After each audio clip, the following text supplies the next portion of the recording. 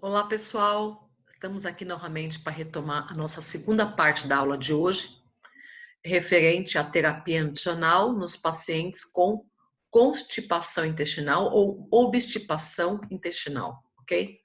Deixa eu colocar aqui a aula para vocês, para nós darmos continuidade. Aqui, pronto. Terapia nutricional na constipação intestinal ou obstipação intestinal. Vocês encontrarão material com esses dois nomes, que na verdade significa a mesma coisa. O que está ocorrendo com esse indivíduo?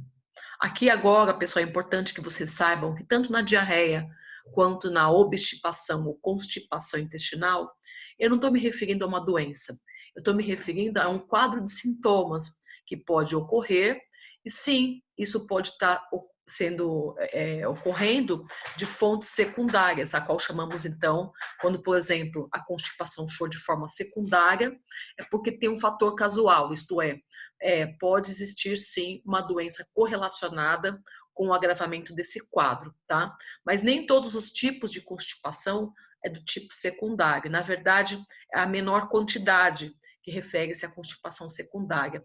A grande maioria dos tipos de constipação são do tipo primária, a qual chamamos de funcional. Tá? E o que está ocorrendo na pessoa com obstipação ou na pessoa com constipação intestinal? Então, primeiro ponto, que vai ocorrer uma diminuição no número de evacuações, com a presença de fezes endurecidas e geralmente seguida por quadros de esforço durante o período da constipação. E isso quase sempre ocorre devido a uma alteração no trânsito intestinal, mais especificamente na porção do intestino grosso, que é aquela porção onde ocorre a maior captação da água que adveio do bolo alimentar. Então, eu chamarei de constipação funcional, que é uma síndrome multifatorial, isto é, pode ter inúmeros fatores que está provocando, e que afeta cerca de 14% da população adulta globalmente, ok?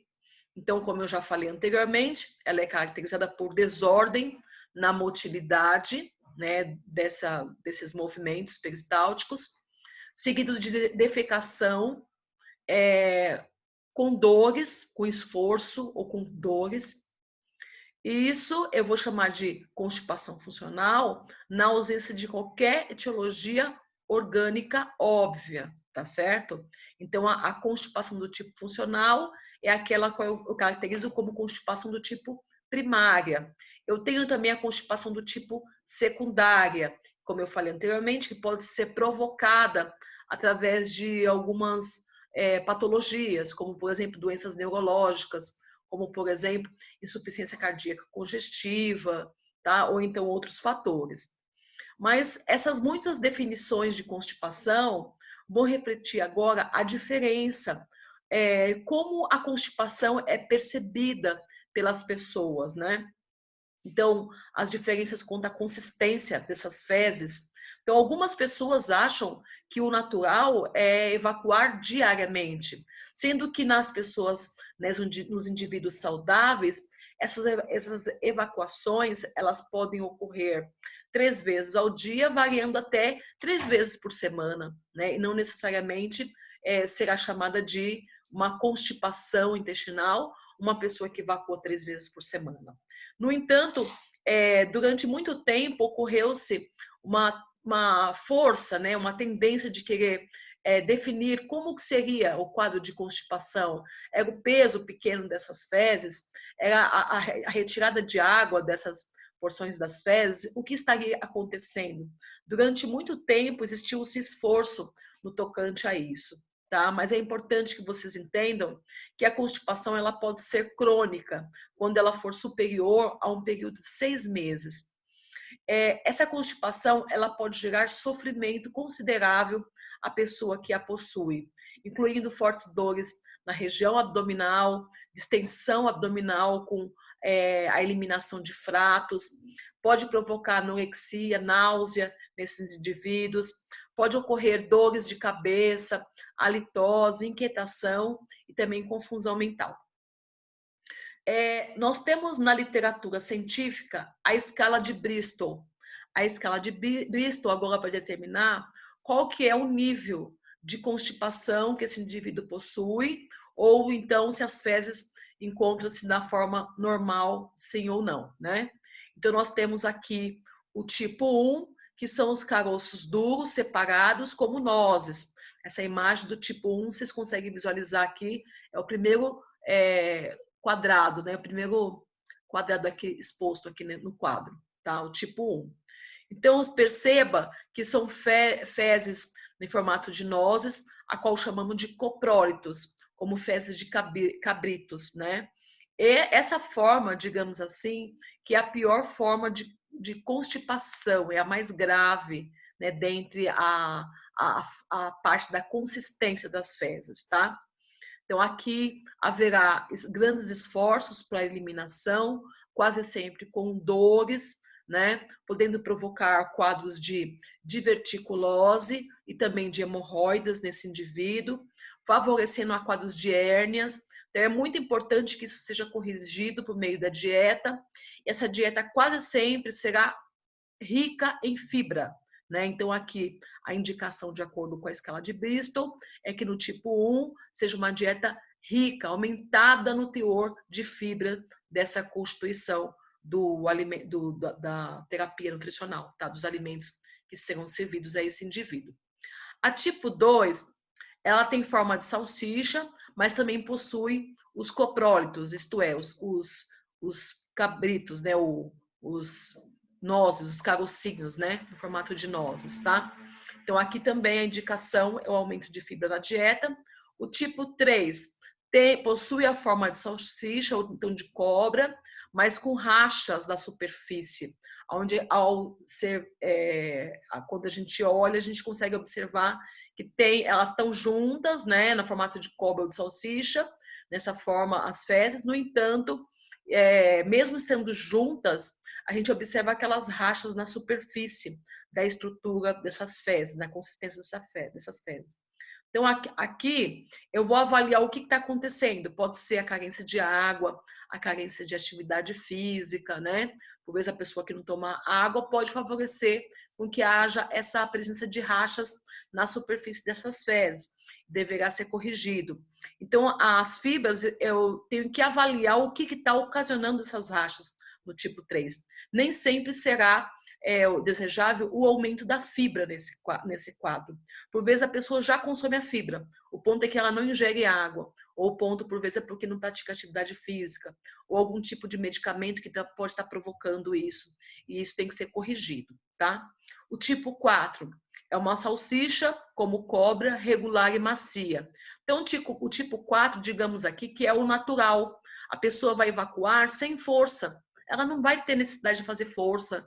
Ela se sente bem evacuando, sem esforço, sem dores, né? Então, isso aqui, digamos que seria o tipo de fezes a qual vamos chamar de normal, tá? O que todos nós deveríamos eliminar. É o tipo 4.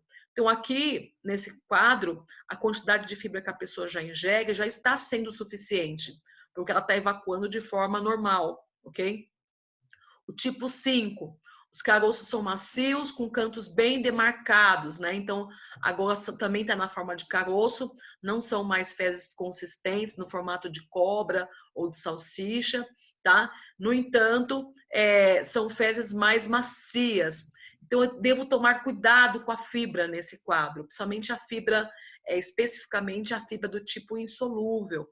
Então, aqui nesse quadro, a fibra insolúvel, ela deverá ser reduzida. No tipo 6, os caroços são macios, os cantos assim rasgados. Eu também devo reduzir o consumo de fibras do tipo insolúvel. No tipo 7, gente, é o quadro da diarreia. Então, eu vou reduzir fibra insolúvel e aumentar a fibra solúvel dessa composição, ok? É o quadro das diarreias. E quais são as causas mais comuns da constipação intestinal, da obstipação? Então, assim, são aquelas pessoas que não têm horários regulares para as dietas, para o consumo da dieta, horários regulares para estar indo ao banheiro. Por vezes o corpo mostrou o sinal de desejo da evacuação e a pessoa fala assim, espera, só mais um pouco, fala para o corpo, só mais um pouco. né? E fica ali sentado, executando a tarefa que está realizando no trabalho, e não tem tempo, não determina horários regulares para esse trânsito, para esse intestino. A falta de fibra na dieta, como eu falei para vocês, a fibra insolúvel, ela ocupa um papel de destaque nessa dieta, uma vez que nós não temos enzimas que favoreçam a degradação dessas fibras, favorecendo com que essas fibras elas sejam fermentadas no lúmen, né, desse colo, e favorecendo também que ocorra a fermentação dessas fibras e que ocorra, né, o aumento na captação de água, favorecendo com que as fezes sejam entumecidas e de maior volume, ok? Então é importante que a fibra seja colocada na dieta, no caso das constipações intestinais, na obstipação intestinal, e na carência, na falta dessas fibras na dieta, podem ser produzidos os quadros de constipação intestinal do tipo primário. O consumo regular e excessivo de fast food também favorece. O uso de drogas, alguns tipos de drogas, favorecem também com que haja redução da motilidade intestinal. Outras ainda favorecem com que ocorra uma alteração na microbiota intestinal que pode provocar agora o quadro da constipação. Falta de exercícios regulares, que acaba alterando os movimentos peristálticos, também é um outro fator. Neuropatias como o diabetes, que favorece a parestesia, então vai ter alteração na motilidade do meu trato gastrointestinal, isso também pode produzir. E alguns tipos de neoplasias também favorecem a esse quadro. Professor, como que é a terapia nutricional no indivíduo com constipação ou com obstipação intestinal? Então agora, pessoal, eu vou considerar como que é esse indivíduo, né? Então, eu começo realizando a anamnese alimentar, verificando quais são as suas condições. Isto é um eutrófico? É um sobrepeso? É uma obesidade? Ou então é um indivíduo anoréxico? Né? Então, assim, no caso do indivíduo desnutrido com anorexia, eu vou ter que tratar a anorexia, vou ter que tratar a desnutrição, favorecendo um quadro de eutrofia nesse indivíduo. No caso de uma situação de obesidade, sobrepeso, ao contrário, eu vou produzir uma dieta hipocalórica, né? Normal nos macronutrientes, que favoreça uma redução de peso a longo prazo, ok? Uma dieta normal, que seja rica em fibras solúveis e também fibras do tipo insolúveis. Somente lembrando que as insolúveis, elas vão aumentar o trânsito intestinal, logo vão favorecer ao quadro de fezes macias, favorecer o inchamento desse colo, isto é, com fezes de consistências volumosas e com água. Então, quantidades normais de carboidrato e fibras que são mal digeridas, né, como por exemplo os oligosacarídeos, pode ajudar a hidratar as fezes e normalizar a função intestinal. Somente lembrando que a indicação é de 25 gramas para a população normal, eu posso aumentar até 30 gramas, no caso de pessoas obesas ou constipadas, né, com obesidade e sobrepeso. No caso de pessoas com diabetes, eu posso aumentar até 35 gramas de fibra, tá? De 25 a 35 gramas de fibras. Considerando uma quantidade mínima aí para quem é constipado de pelo menos 25 gramas de fibra ao dia. É importante que vocês saibam que o farelo de trigo ou a farinha de aveia, usada com moderação, ela pode favorecer ao quadro de regulação do trato gastrointestinal, tá? Favorecer fezes macias, entumecidas, sem dores. Só que ao utilizar o farelo de trigo e a farinha de aveia, é necessário que seja usada com moderação e aumentando-se de forma gradual a utilização desses farelos. Os cereais integrais, por conterem na sua estrutura alta quantidade de fibras, são importantes fontes de alimentos que devem ser considerados durante o plano alimentar de pessoas com constipação intestinal também.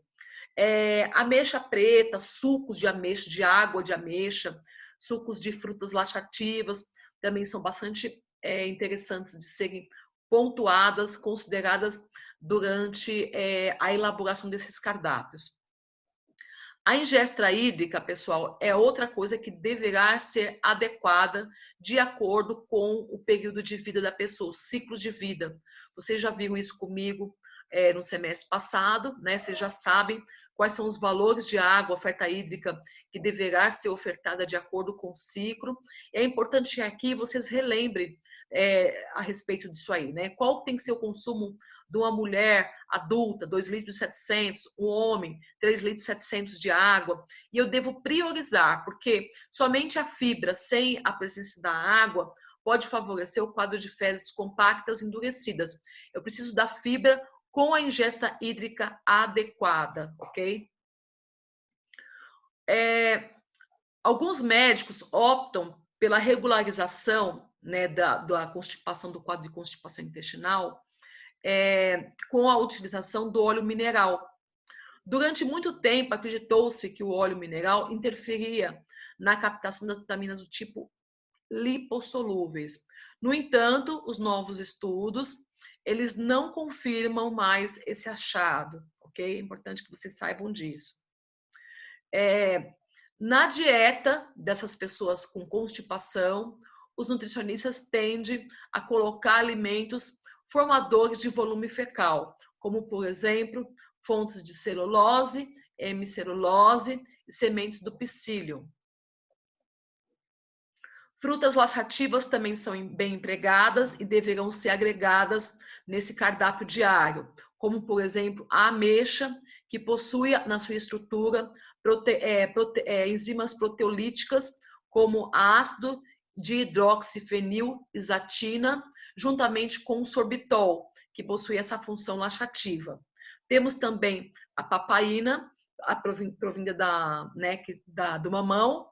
Temos também enzimas proteolíticas do kiwi, a quitinidina, as bromelinas provenientes das fontes do abacaxi. Na amora, podemos observar a atuação de antocianinas com taninos, que também possui efeito laxativo. O abacate possui gorduras do tipo monoinsaturadas, que atuam como lubrificantes, então são importantes também de serem colocados. E no figo, observamos a presença da ficina, que também possui atuação do tipo laxativa. A concentração de bifidobactérias e lactobacilos é menor em adultos com constipação.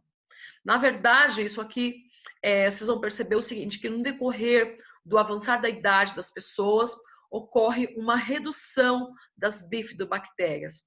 E no adulto normal, é diferente essa quantidade de bifidobactéria quando comparado com um adulto com constipação intestinal. Então, essa composição da microbiota intestinal, ela está bastante associada com a motilidade gastrointestinal. Então, o consumo de probióticos orais poderá contribuir para melhorar os sintomas de constipação. E, na verdade, não é somente dos probióticos, os prebióticos também possuem papel de destaque. Os probióticos aqui, eu estou me referindo ao quadro como, por exemplo, dos lactobacilos, né, vivos, e os prebióticos, aqueles que serão alimentos para os meus enterócitos. Ainda falando a respeito do tratamento de pessoas com constipação, algumas pessoas utilizam óleos, né? Então, existem as categorias. Uns optam pela utilização de óleo. Então, tem médicos que prescrevem o óleo mineral. Outros ainda utilizam óleo de rícino, azeite de oliva, para lubrificar essas fezes, né? Atuação lubrificante. Temos aqueles tipos de laxante que atuam no aumento da massa fecal intestinal, isto é, que são boas fontes de fibra. Então, temos a agar-agar, a semente de pantago, dentre outras, tá? Pantago ogata, né? Então, é um tipo de suprimento que é utilizado, que tem essa atuação no aumento da massa fecal, atuação como laxante, como laxativa, atuação laxativa. E temos ainda outros laxantes, que vão servir para estimular os movimentos peristálticos intestinais, como, por exemplo, a sene, né, a chamada de cássia ou sena alexandrina. Temos a frângula, temos a cáscara sagrada, temos o ruibarbo. E aqui, mediante a classe dessas diversos tipos que nós chamamos de androquinonas, são substâncias que possuem os glicosídeos na sua composição. Então, eles são como uma pré-droga, digamos assim, tá? Tem a atuação bioativa que podem atuar no estresse oxidativo. Então, as androquinas, no caso aqui dos laxantes androquinônicos, né? Eles podem provocar efeitos colaterais, como, por exemplo, a descoloração da urina, a melanose, que é reversível do colo, pode favorecer o quadro de congestão de hemorroidas, tá? Alteração na redução do tamanho das criptas, das bordas em escova do intestino. Então, é importante que seja desestimulado a utilização de laxantes que alteram os movimentos peristálticos à base das androquinas, né, ou androquinônicos, tá? Esses tipos devem ser desestimulados. Existem uma gama de pessoas que optam pela utilização do chá de Sene, sendo ele o mais utilizado, e ele possui inúmeras desvantagens, fora ainda essas que eu já citei para vocês, como redução, né, nessas criptas da borda em escova no intestino, a proliferação celular também encontra-se presente, fora esse quadro de melanose, isto é, a descoloração do tecido quando ocorre o consumo em excesso, acima de 1 mês, ok? Só que por ser mais barato, às vezes as pessoas optam por isso, sendo que essa não é a melhor maneira. A melhor maneira de tratamento consiste na utilização de frutas laxativas, de boas fontes de fibras na dieta, o incentivo à atividade física para essas pessoas, a normatização quanto ao padrão corporal, isto é, a composição corporal total, isto é, posição de eutrofia, composição corporal de eutrofia e não de sobrepeso, obesidade ou de desnutrição, a ingesta hídrica adequada e o consumo adequado de fibras, alimentos probióticos e prebióticos na dieta, que abordarei mais tarde com vocês sobre esse assunto. Então, novamente falando, a importância de uma dieta rica em água, rica em fibras, né? Boas fontes de verduras, legumes, leguminosas, né?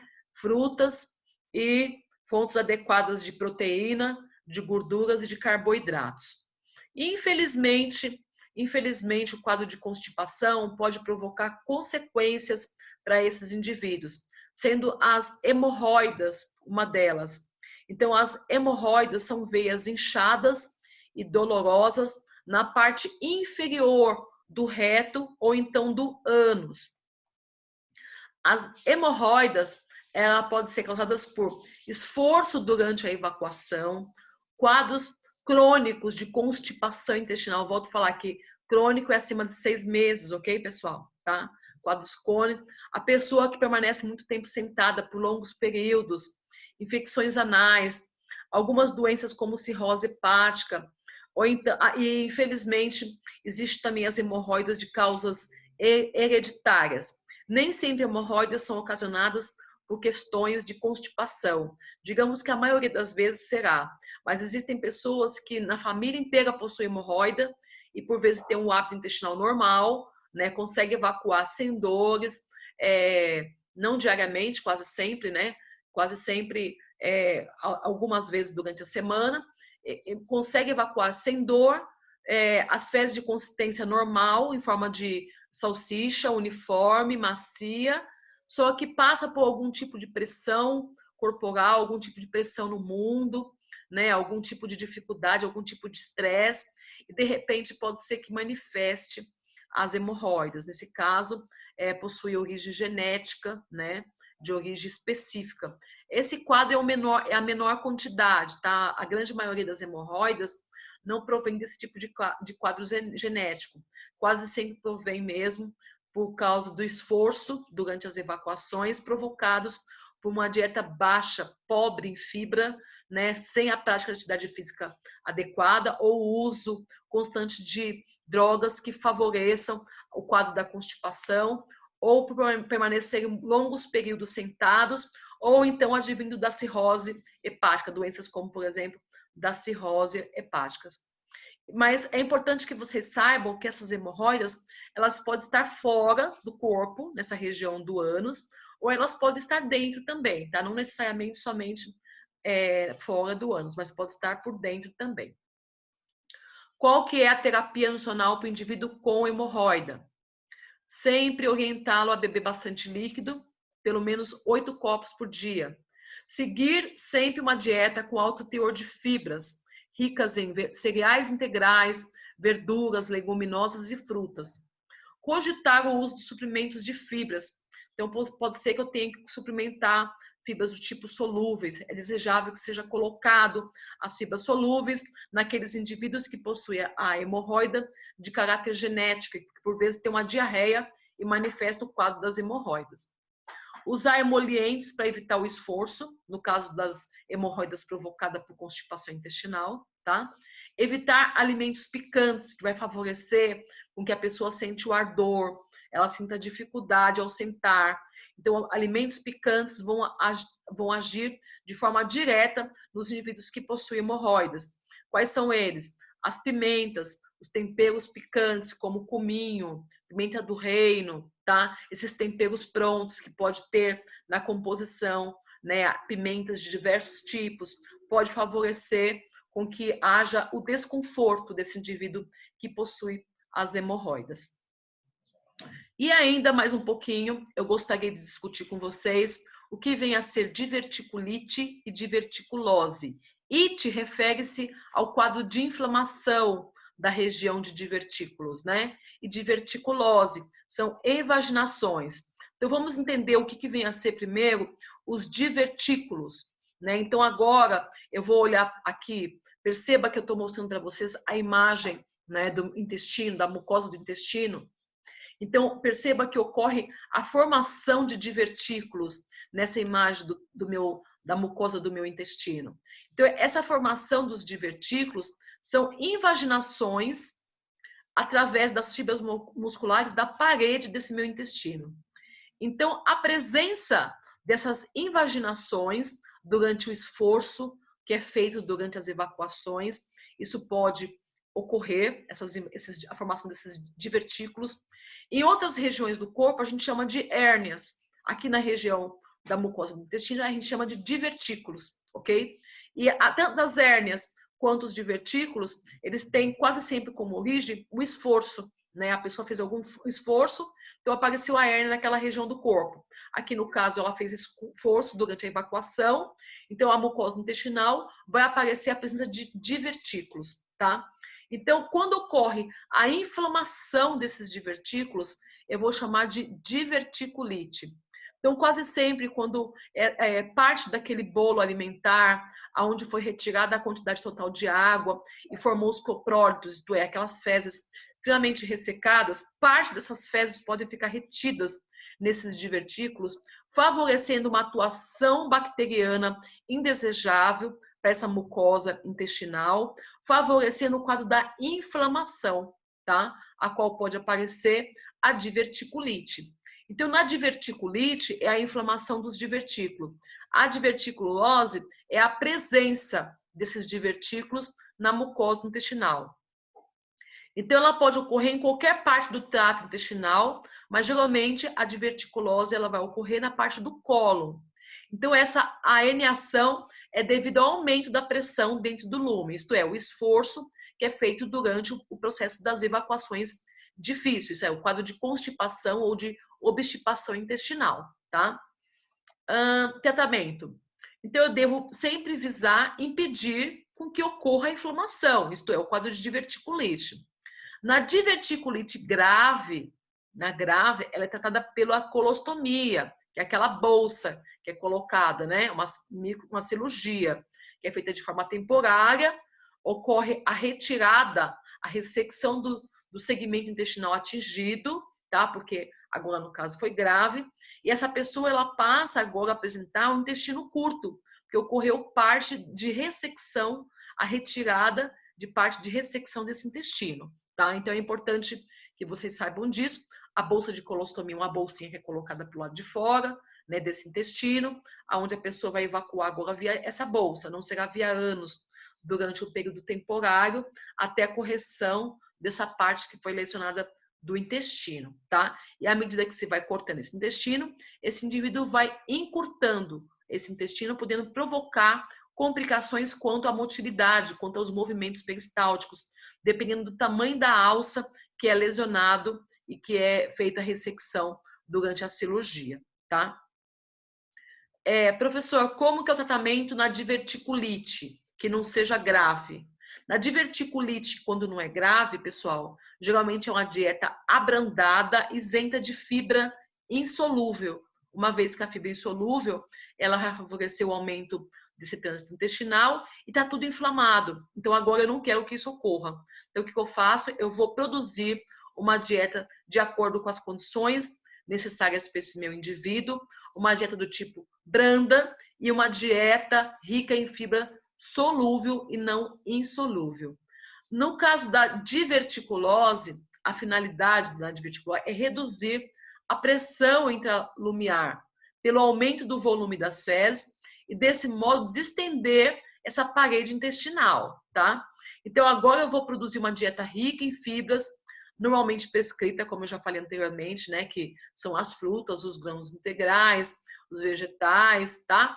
Devo evitar fibras ásperas e duras, como nozes, avelãs, amêndoas, castanhas do Pará, vegetais fibrosos, em função para não machucar essa estrutura dessas invaginações, tá? No caso da diverticulite, também devo evitar essas fibras do tipo ásperas.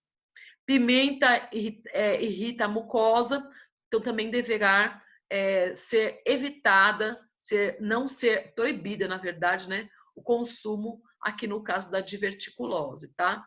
No quadro da diverticulose, é muito importante também que vocês observem a quantidade de alimentos ultraprocessados e processados.